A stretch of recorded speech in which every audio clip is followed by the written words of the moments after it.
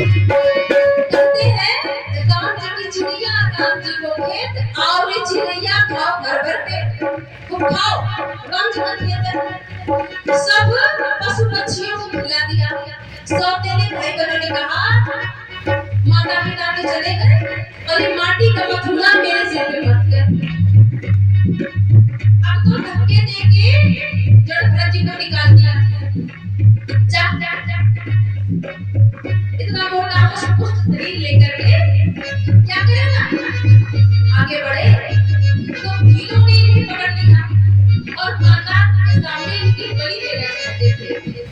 माँ ने देखा इतना बड़ा संत और यदि इसकी बलि हो गई तो बड़ा अपराध लगेगा। माता भगवती प्रकट हो गई और दुष्टों को मार दिया, जड़ भरत जी को बचा दिया। फिर भी कोई प्रभाव नहीं पड़ा। जड़ भरत जी आगे बढ़े, आगे देखा तो वही रघुगढ़ का राजा आज पालकी लेके जा रहा है। पालकी में बैठा है, उसमें से एक कोई पालकी जोतने वाला बीमार पड़ गया। रघुगढ़ ने कहा देख के चलते थे कि कोई भी चींटी आ जाए तो उछल जाते, कोई भी चींटा पैर के नीचे आ जाता तो उछल जाते, कोई अपराध न होने पाए। अब पालकी जोतने वाला यदि चार हाथ उछलेगा तो बैठने वाले की स्थिति क्या होगी वहां। जैसे ही कोई चींटी आई तो जड़ भरत जी उछल गए तो उसका तो सर फूट गया। ये कौन है? बोले ये जो नया है ना पालकी जोतने वाला, ये गड़बड़ करता है हमारा। रघुगढ़ ने कहा डांट नहीं तो तुम्हारी मैं चिकित्सा करूंगा। तुम जानते हो बहुत पसंद है जब और आज चुप रहा तो कि जिसने अपने घर पर पालकी वो लगा करके गया जड़ जिसकी पालकी जड़ बनेगा क्या जिसकी तुम चिकित्सा करोगे वो मैं नहीं, तो मैं शरीर की चिकित्सा तो मैं शरीर मेरी तुम चिकित्सा। और याद करो तुम वही मृग तुम्हारा संग किया, इसके कारण मैं तुम्हें आशा गया और मुझे मृग बनना पड़ा और मेरे से तुम राजा बने। उसको ज्ञान छोड़ गया सब कुछ चला गया। कि जो जैसा करता है उसको उसकी अनुसार फल प्राप्त। जो मान करते हैं कोई पाना में जाता तो मांस करते हैं, जो भूख बड़े हैं वो रूना क्या करता है। रूना क्या होता है शरीर से सिस्टम लगता है करता है पूरे शरीर को चीज कर देता है और शरीर में है क्यों इससे शरीर मिला है। कुंभी पकना में जाता है, कुंभी पका एक बहुत बड़ा करहा होता है बोलता हुआ उसमें तेल होता है। जो लोग मांस पकाते हैं मांस छड़ कर देते हैं उनको उस नर्क में जाना पड़ता है। उस करहाओं में यमराज के दूत उसको पड़े सुन रहे ना और पकड़ा जाता है मरता नहीं है लाता पूरा प्रभु करो मरता है। स्पेशल शरीर मिला है ऐसे 28 प्रकार के नरकों की व्याख्या की। हाँ यदि कोई पाप बुलाते हैं अनजाने में ये भी बात ऐसे चल रहे थे। अब किसी जीव को हम मरना नहीं चाहते थे, पैर के नीचे आ गया मर गया।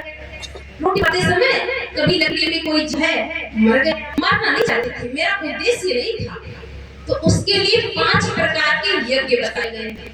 वो 5 प्रकार सब गृहस्थ लोग कर सकते हैं। 5 प्रकार के पहला यज्ञ है कि पहली रोटी खाओ तो गला खिलाओ। दूसरा यज्ञ चींटियों को आटा चुना दो, मछलियों का खाना खिला दो, आदि का सब करो। और जब रोटी बनाओ तो रोटी के छोटे छोटे टुकड़े करो, थोड़ा सा घी मिलाओ, थोड़ा शक्कर मिलाओ और 5 बार आहुति दो। तो ऐसे 5 प्रकार के माताएं बहनें कर सकती हैं। छोटे छोटे आप होते हैं बच्चों से हो गए, कभी अपने से ही हो गए, तो 5 प्रकार के यज्ञ किया जाता है। आगे अजामिल की कथा है।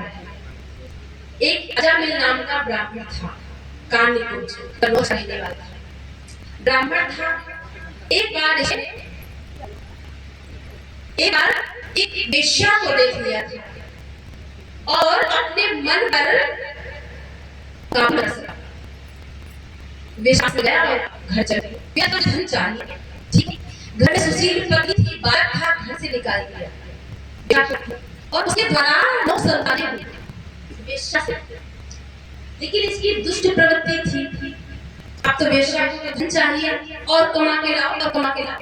जो संध्या करता करता सब छूट गया। संघ का महाराज जो ब्राह्मण का कर्तव्य होता है सब कुछ उसने छोड़ दिया। वेश्या हुआ ध्यान देगा और ये चोरी करते करते बड़ा भारी डाकू बना। रात में आता काली पट्टी बांध के। अब तो मोहल्ले की सारे राजा अजामिल डाकू आ गया।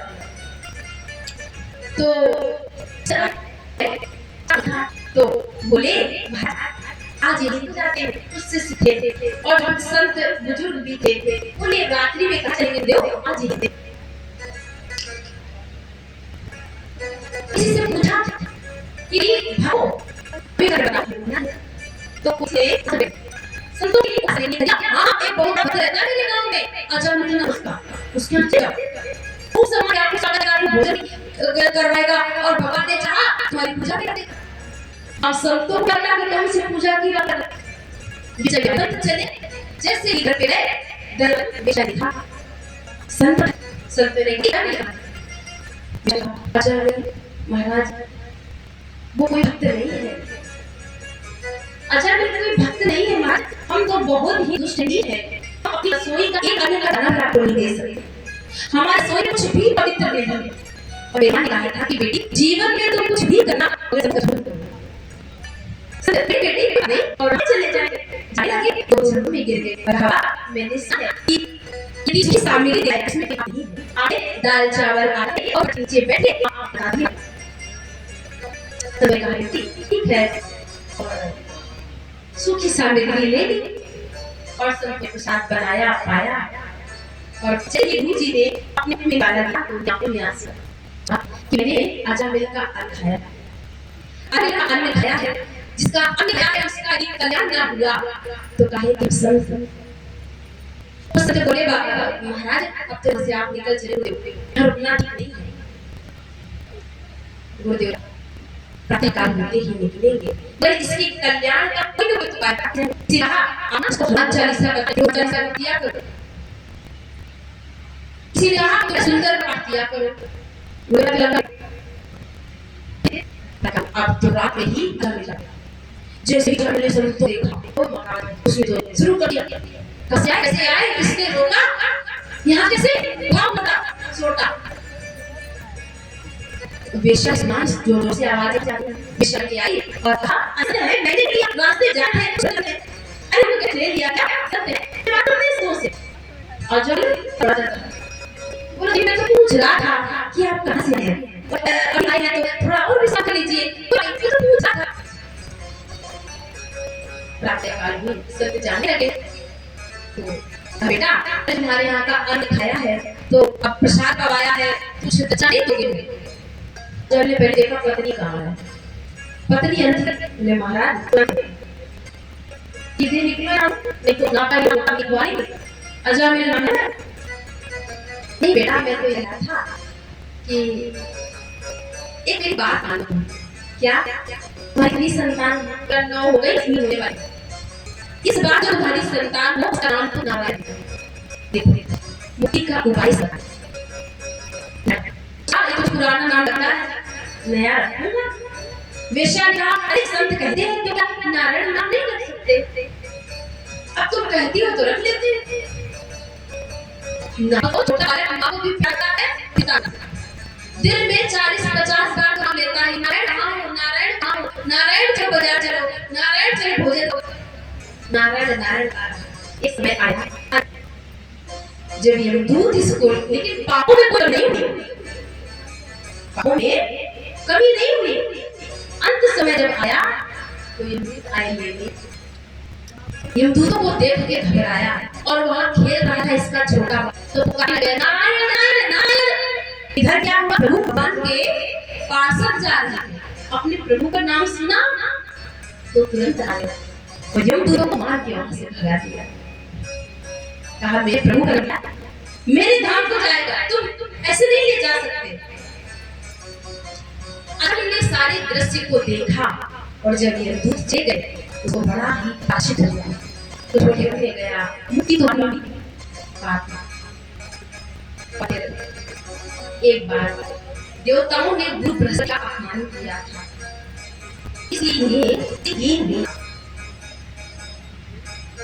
दक्ष प्रजापति के पुत्रों का वर्णन बताए हैं सुखदेव जी। उनकी कन्याएं भी जो सूर्य और चंद्रमा को कहती गई, उनकी वंशावली और व्रता की कथा सुनाई।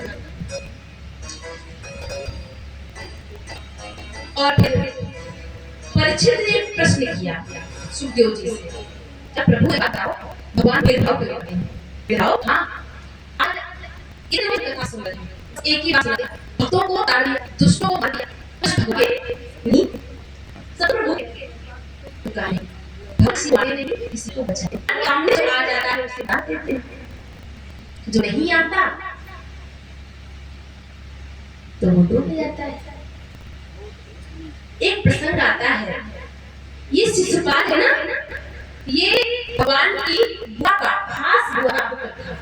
एक बुआ के 5 पांडव थे और एक बुआ की शिशुपाल बैठ बैठा था। एक पांडवों की सभा में प्रश्न था कि प्रथम पूजा का अधिकारी कौन है? कि हमारे दादा हो गया और गालियां। इसका नियम था कि भगवान में गालियां रोज भगवान ने ऐसे कहा था, बुआ मैं इसे 100 की तक क्षमा करूंगा और एक 99 की रोज देता। क्या हो गया? गाली देने लग गया। जैसे ही 99 100 पूरी हुई, भगवान का सुदर्शन चल गया। लेकिन भगवान ने इसे मृत्यु दी, मैं आश्चर्य नहीं है। ऐसी शिशुपाल के शरीर से ज्योति निकली और भगवान के चरणों में जाके समाई। इस दृश्य को नारद जी ने देखा, विजय देखा। कृष्ण ने नारद जी से प्रश्न किया कि भगवान ऐसा क्यों करते हैं? इस दुष्ट संयोग दी जो सचमुच है। नारद ने कहा, ये भगवान का था, जय और विजय 3 जन्मों से होता है। एक बार नाम और दस्त बना, एक बार और दर्द बना। कहा कि बताओ ये एक बार पता ये भगवान से बड़ा बैर करता था, बहुत बैर करता था अपने पुत्र करके। और पुत्र प्रहलाद था, बड़ा ही भक्त था, तो ये भगवान का नाम लेता था। कभी व्यक्ति को जल में फेंक देता, कभी सब ठीक कर देता, बहुत रास देता। एक बार हमें मान लिया और प्रहलाद ने इस खंबे में तो भगवान ने इस खंबे को और फिर भगवान ने शिव आगे का ये प्रसंग मेरे हाथ से सुनाया। तो सुखदेव ऐसा नहीं है कि हम भगवान की भक्ति नहीं करते, भगवान को नहीं मानते, लेकिन कब मानते हैं? जब हमारे ऊपर आपत्ति पड़ती है। गजराज बड़ा अभिमानी था, 100 पत्नियां थी, 150 पुत्र थे, अभिमान में चलता था, छोटे छोटे जीवों को कुछ नहीं समझता था। एक बार स्नान कर रहा था तो एक ग्राह ने इसके पैर पे पकड़ लिया। पत्नियों ने साथ छोड़ दिया, बच्चों ने साथ छोड़ दिया।